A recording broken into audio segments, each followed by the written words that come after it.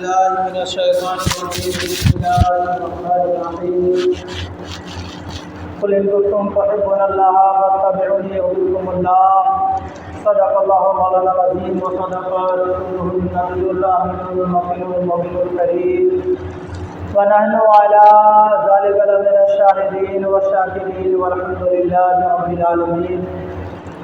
آئیے ایک بار شمع بزم ہدایت مصطفیٰ جار رحمت نو بہار شفاعت قاسم کنز نعمت ختم دور رسالت کی بارگاہ عالیہ میں جہاں سید الملائکہ حضرت جبریل امین ہدایت حضرت نہ جائے، اس بارگاہ کونین میں جہاں 70,000 فرشتے صبح اور 70,000 فرشتے شام حاضری دیا کریں، ہم اور آپ بڑی عقیدت اور محبت کے ساتھ ایک مرتبہ بلند آواز میں اپنے درود پاک اللہم صلی علی سیدنا شفیعنا مولانا محمد علیہ وسلم صلو علیہ صلاۃ و سلام علیک یا حبیبی یا سیدی یا رسول اللہ صلی اللہ تعالی علیہ وسلم۔ عزیزان ملت اسلامی، آپ بخوبی جانتے ہیں کہ ابھی میرا موضوع محبت رسول پر چل رہا ہے۔ انشاءاللہ العزیز کئی جمعہ سے آپ محبت رسول کی جھلکیاں اپنے کانوں سے سن رہے ہیں، اور یقیناً کیونکہ محبت رسول ہی جو ہے ہر چیز سے بڑھ کر، ہر چیز سے اعلیٰ، اور سب سے بڑی بات یہ ہے کہ ایمان کی جڑ ہے۔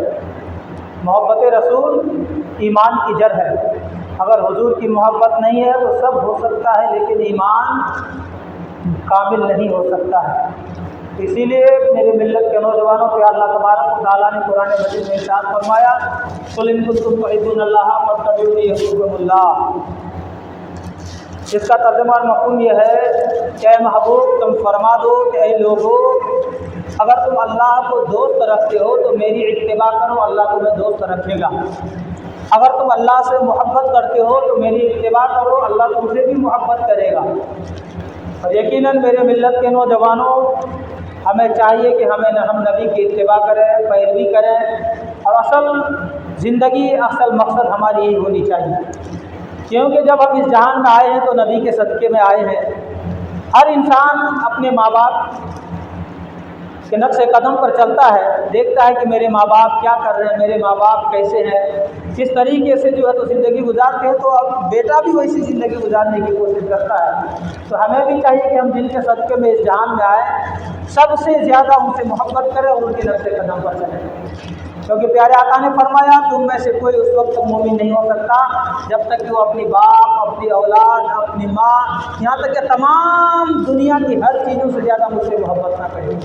میرے ملت کے نوجوانوں، دیکھیں صحابہ کرام کا عشق رسول کیا تھا۔ صحابہ کرام کس قدر پیارے آقا صلی اللہ تعالیٰ علیہ وسلم سے محبت کرتے تھے، ان کی جھلکی آپ ملاحظہ کیجیے۔ عروہ بن مسعود جو ہے کفار مکہ کی جانب سے ثالث بن کر قاصد بن کر مدینہ مکرمہ پیارے آقا صلی اللہ علیہ وسلم کی بارگاہ میں آیا۔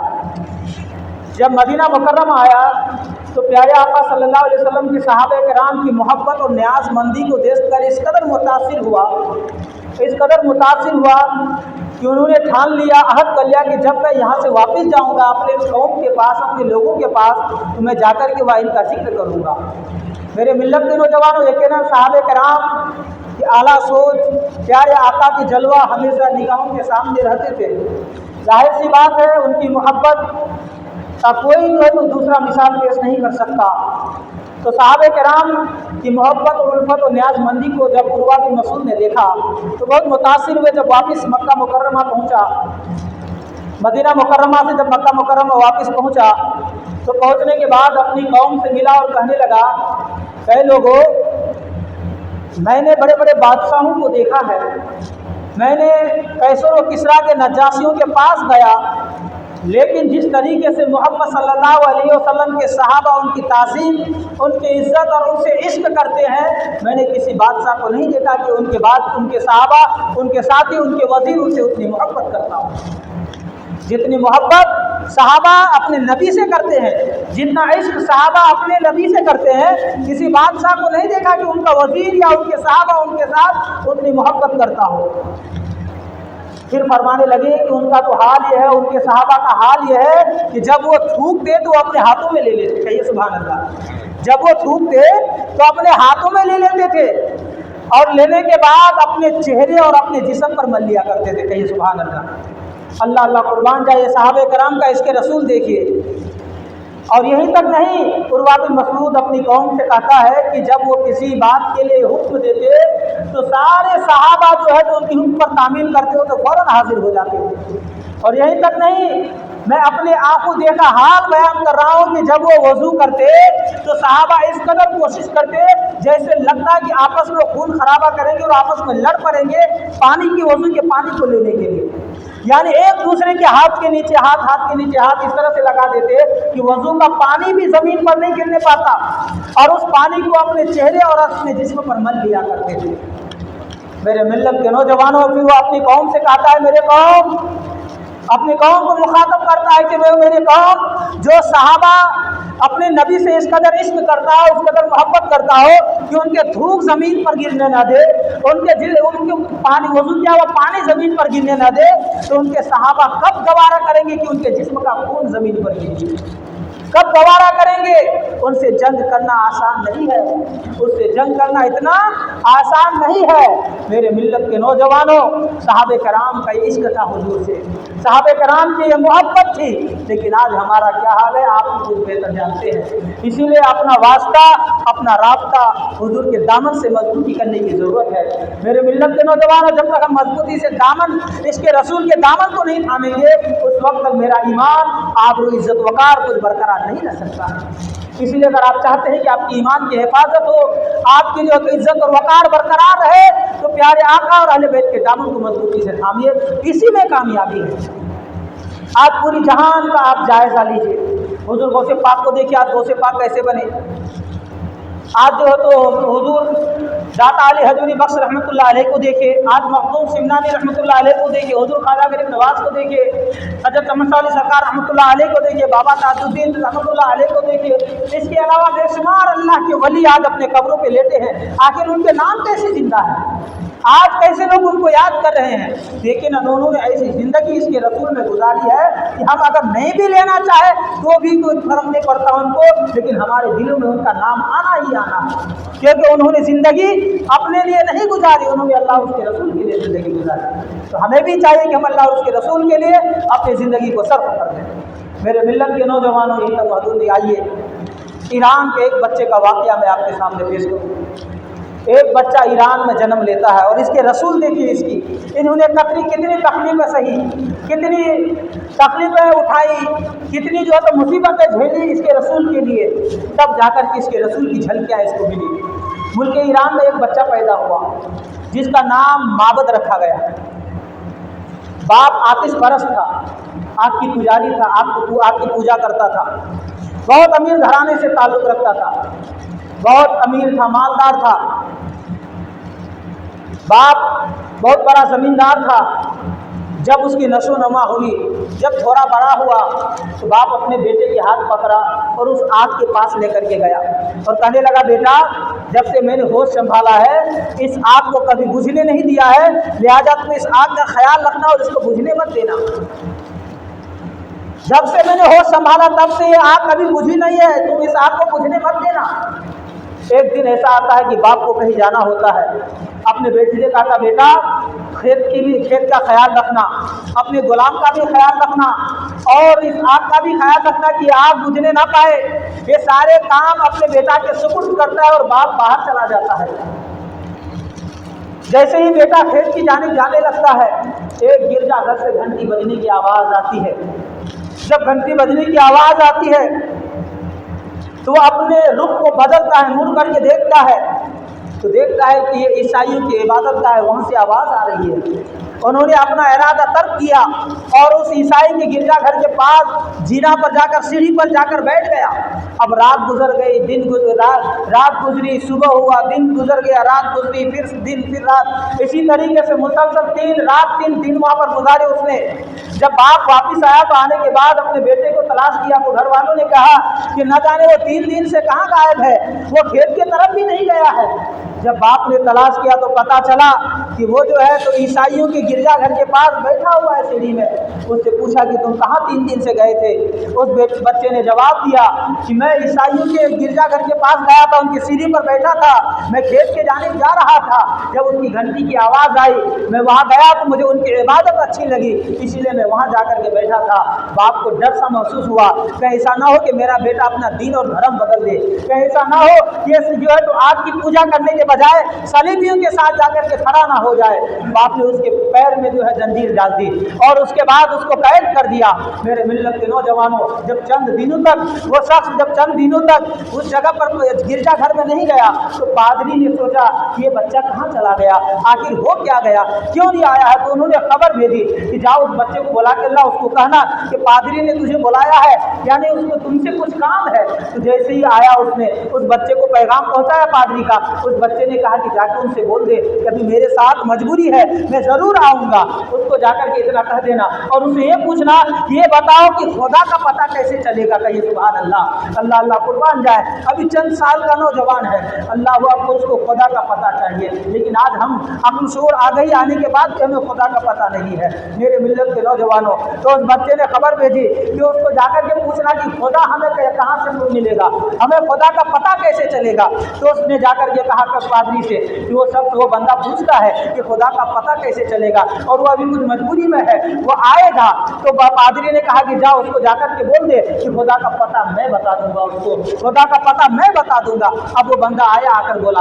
एक दिन मौका मिला, सन्नाटा छाया हुआ था, जंजीर को तोड़ा, भागते हुए गिरजाघर में गया, जाकर के पादरी से मिला, पादरी की खिदमत करने लगा, यहाँ तक कि अपनी जिंदगी जो पादरी के थे उनके पीछे लगा दिया। जब वक्त करीब आया, मर के वक्त करीब आया, बिस्तर अलालत पर पहुंचा तो पादरी के सराहने पर वो बच्चा जो माबद नाम का था बैठ गया, कहने लगा कि पादरी, ऐ राहिब, ऐ रहनुमा, आपको मुझे बताया था ना कि अल्लाह का पता मैं बताऊंगा, आप तो इस दुनिया से जा रहे हैं, आखिर आप कहाँ मुझे बताए कुछ। तो उन्होंने कहा कि नहीं, मैं नहीं बता सकता, तुम यहाँ से मूसिल का सफ़र करो, वहाँ एक जगह का नाम था मूसिल, ताकि वहाँ का सफ़र करो, वहाँ एक राहिब है, वो तुम्हारी रहनुमाई करेंगे। जब इसका इंतकाल हो गया तो माबद नामी बच्चा वहाँ पर दूसरे राहिब के पास गया, वहाँ उसकी भी खिदमत की। जब उस राहिब का वक्त आखिरी आया तो उससे पूछा कि आपने मुझे कुछ बताया नहीं, आप तो बताए थे कि अल्लाह का पता मैं बताऊंगा, लेकिन आपने भी कुछ नहीं बताया। उसने कहा कि मुझे भी पता नहीं है, तुम आगे चले जाओ, फला जगह फला राहिब रहता है, वही तुम्हारी रहनुमाई करेंगे। अब वो शख्स जो माबद नामी था वहाँ से भी चल जाता है, उस पादरी के पास पहुँचता है, सारी बातें बताता है। जब वो उस पादरी की खिदमत करने लगता है, कई सालों तक उसकी भी खिदमत की। जब वो पादरी मरने के करीब पहुँचा तब उस पादरी से कहने लगा कि आपने भी मुझे खुदा का पता नहीं बताया, आखिर क्या बात है। तो उस पादरी ने कहा कि इस वक्त इस जहान में पूरे दुनिया में कोई ऐसा शख्स नहीं है जो तुझे खुदा का पता बता सकता है, जो तुझे खुदा का पता बता सकता है, मैं भी नहीं बता सकता। मेरे मिल्लत के नौजवानों, इतना कहना था, इतना सुनना था माबद को कि आंखों में आंसू के सैलाब जारी हो जाते हैं, आंखों में आंसू बरसने लगते हैं। वो कहता है कि मैंने बाप को छोड़ा खुदा के लिए, मैंने माँ को छोड़ा खुदा के लिए, मैंने धन दौलत सारे जमीन जायदाद को छोड़ा खुदा के लिए, आखिर तुम जो है मुझे कह रहे हो कि इस जहान में कोई नहीं है जो तुम्हें खुदा का पता बता सके।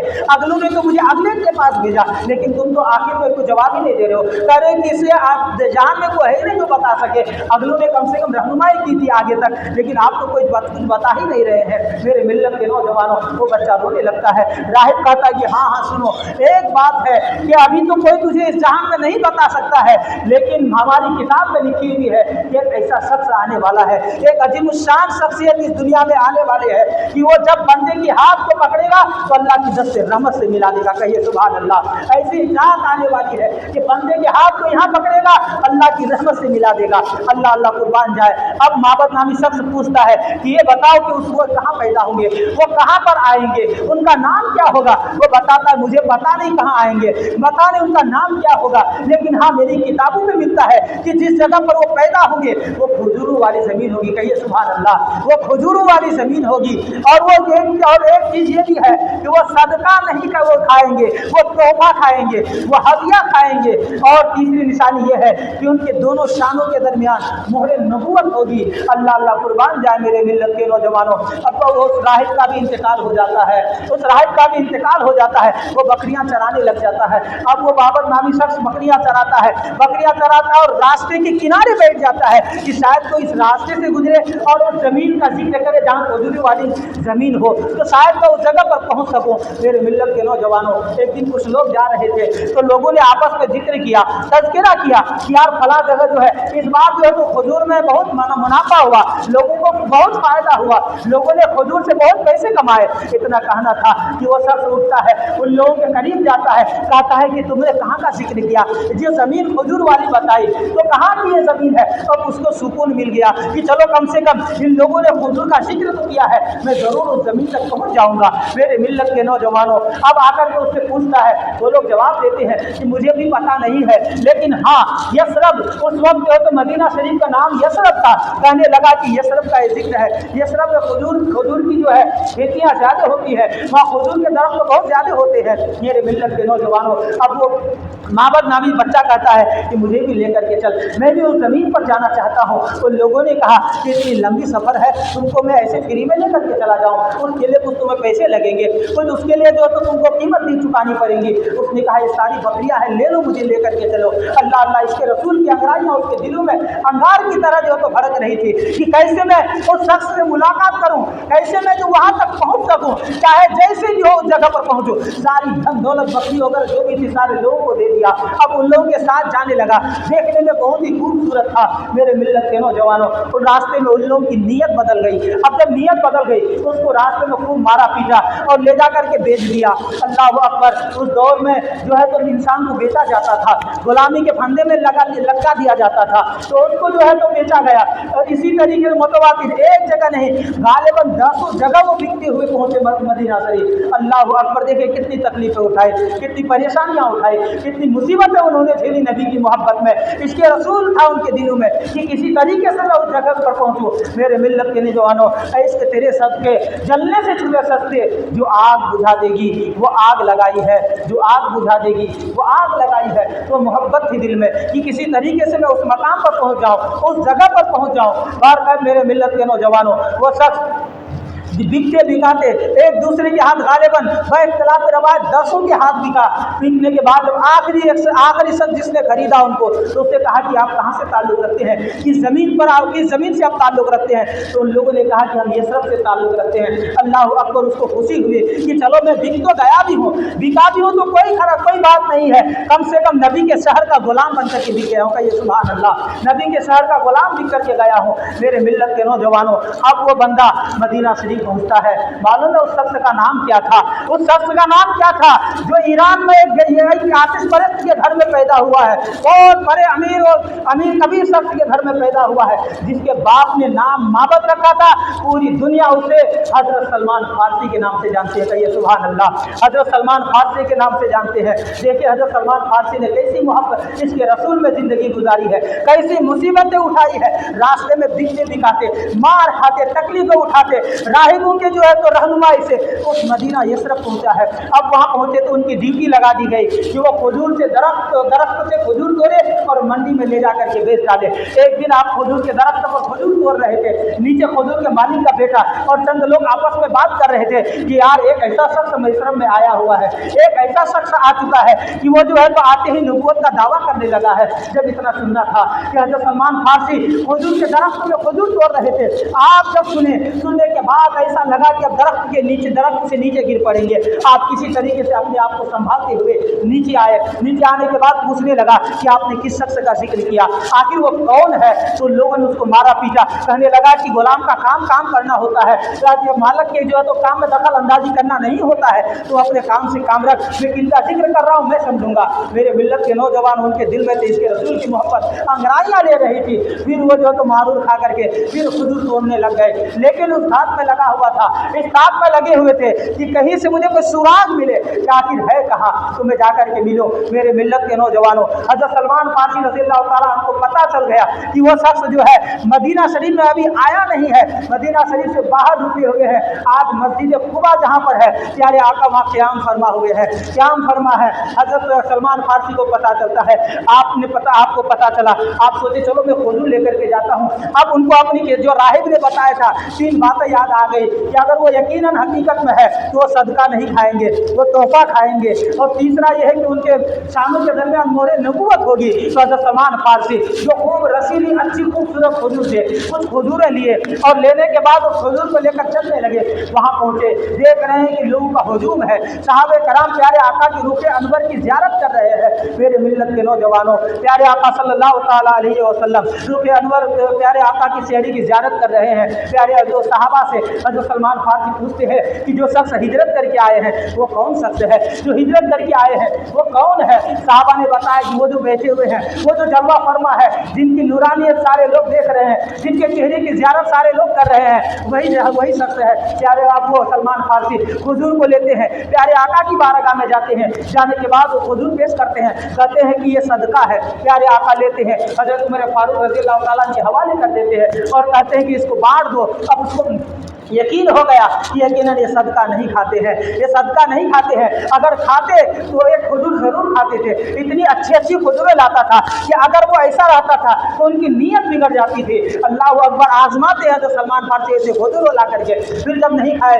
तो फिर दोबारा बाग में आते हैं। आने के बाद जो बिल्कुल ख़राब टाइप किस्म के खजूर थे, बिल्कुल सूखी खजूर थी, उस खजूर को लेते हैं, प्यारे आका की बारगाह में फिर हाजिर होते हैं और आने के बाद अर्ज करते हैं कि ये हदिया है, ये तोहफा है। इतना कहना था, प्यारे आका लेते हैं, उनमें से नोश फरमाते हैं, तनावल करते हैं, खाने लगते हैं, फिर साहबे कराम में तकसीम फरमा देते हैं। अब उसे हज़रत सलमान फारसी को यकीन हो गया कि दो चीज़ें तो कंफर्म हो गया, ये सदका नहीं खाते हैं, ये हदिया खाते हैं। अब मोहरे नबूवत का ये कैसे पता चले? तो यार बाइख्तिलाफ रवायत किताबों में बाइख्तिलाफ रवायत आता है कि जो है तो एक जनाजा आया। जब जनाजा आया कभी आप प्यारे आका के दाएं जाते, कभी प्यारे आका के बाएं जाते, कभी प्यारे आका के आगे जाते, कभी प्यारे आका के पीछे जाते। ये किसी तरीके से ये जो चादर आप ओढ़े हुए हैं, वो चादर जो तो आपके जिस्म से अगर हिले तो मैं कहा कि मेरे नबूवत को देख लो, मेरे नबूवत को देख लो। मेरे मिल्लत के नौजवानों, प्यारे आका सलमान फारसी के दिलों की नीयत को जानते थे कि ये क्यों ऐसा कर रहे हैं। प्यारे आका ने अपने चादर मुबारक को हटाए और कहने लगा, सलमान ये पीछे देख, मेरी नबूवत यहाँ है। कहिए सुभान अल्लाह। मेरे मिल्लत के नौजवानों,